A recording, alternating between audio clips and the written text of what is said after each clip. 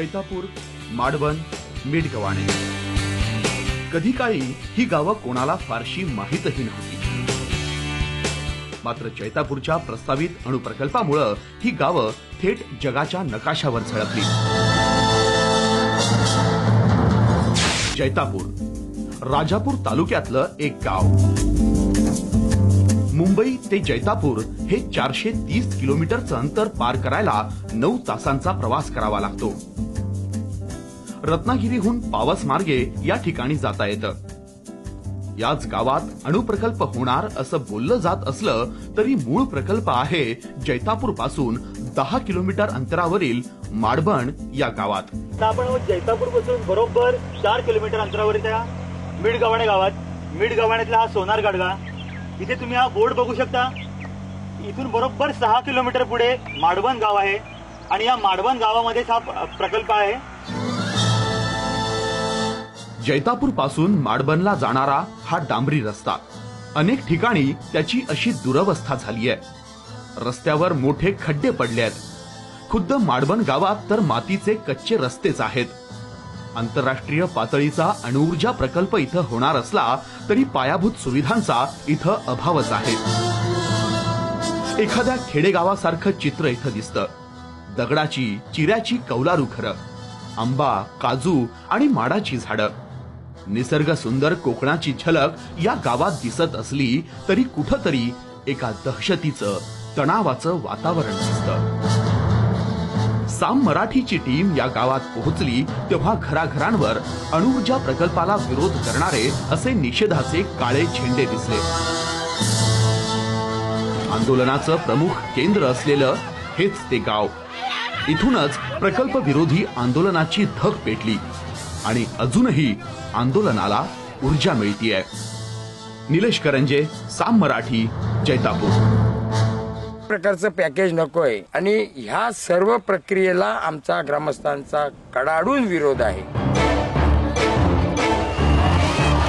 आंदोलक आपल्या निर्णयावर ठाम आहेत. त्यांना अणुऊर्जा प्रकल्प नकोय.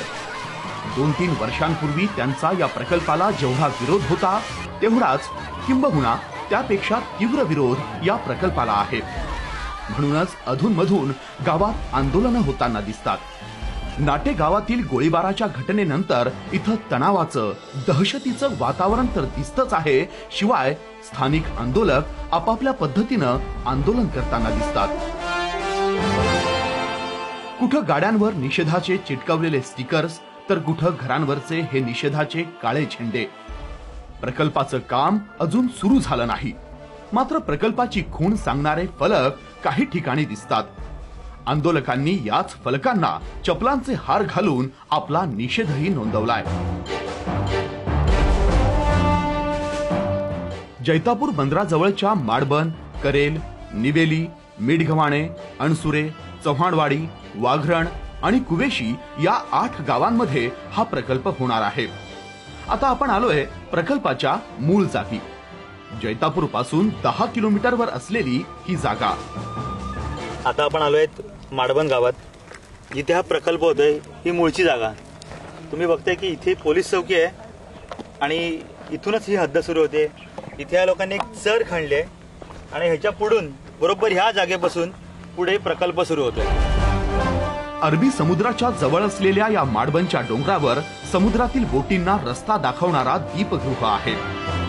याच दीपगृहाजवळच्या पठारावरची 669 हेक्टर जागा सरकारनं अणुऊर्जा प्रकल्पासाठी ताब्यात घेतली आहे.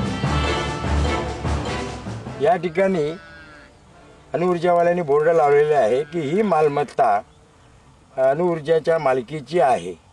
परंतु प्रत्यक्षामध्ये या शेतकऱ्यांनी, आम्ही या लोकांनी ही जागा सरकारला दिलीच नाही. आम्ही त्यांना विकलीही नाही आणि आम्ही त्यांचे पैसे सुद्धा आम्ही आजपर्यंत स्वीकारलेले नाही आहेत.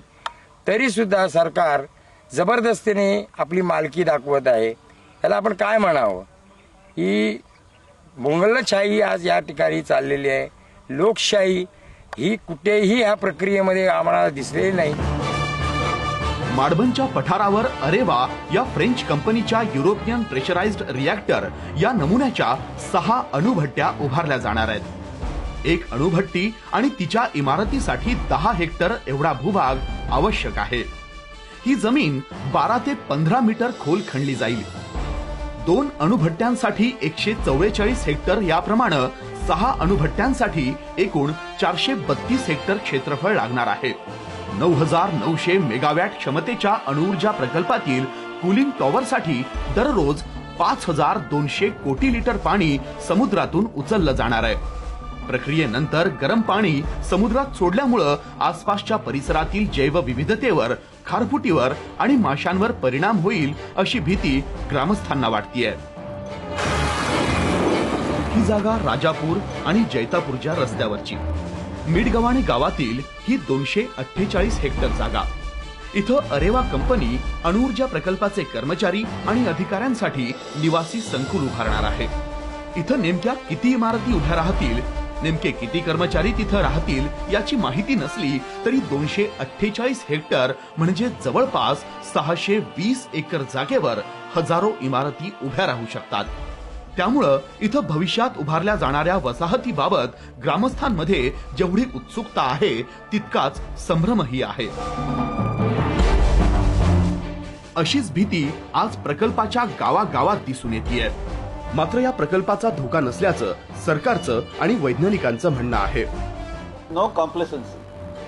We have to keep on reviewing. You have to get, but don't. There is everything is सुरक्षित. प्रकल्प फार महत्त्वाचा आहे. तो प्रकल्प होणार ही वस्तुस्थिती आहे आणि म्हणून त्यामध्ये आपण सर्वांनी सहकार्यानं पुढे जावं ही अपेक्षा आमची आहे. आंदोलक मात्र प्रकल्प धोकादायक असल्याचं सांगतायत. मिडगव्हाणचा भूभाग हा अत्यंत जैवविविधतेचा अमूल्य ठेवा आहे, अमूल्य नमुना आहे. हा इथला ठेवा जगभरामध्ये कुठेही नाही अशा पद्धतीचा आहे. हे आम्ही वारंवार सांगितलं होतं आणि असं असून सुद्धा हा बायोडायव्हर्सिटी ज्याला म्हणतात अशा तऱ्हेचा हा अमूल्य ठेवा आज सरकार इथे हडप करू पाहत आहे. एकूण पाहता आंदोलनाची धग वाढतच चालली आहे. त्यामुळं पुनर्वसनाचं पॅकेज धुडकावून लावत नको अणुऊर्जा या मतावर आंदोलक आजही ठाम आहेत. आणि आम्हाला गोळ्यांची भय नाही, मरणाची भय नाही. आम्ही कधी मरायला तयार आहोत, पण आम्ही एवढेही मेलेले नाहीत की मेलेल्या आईचं दूध पियलं. हा प्रकल्प कुठल्याही परिस्थितीमध्ये आम्ही हा व्हायला देणार नाही. निलेश करंजे, साम मराठी.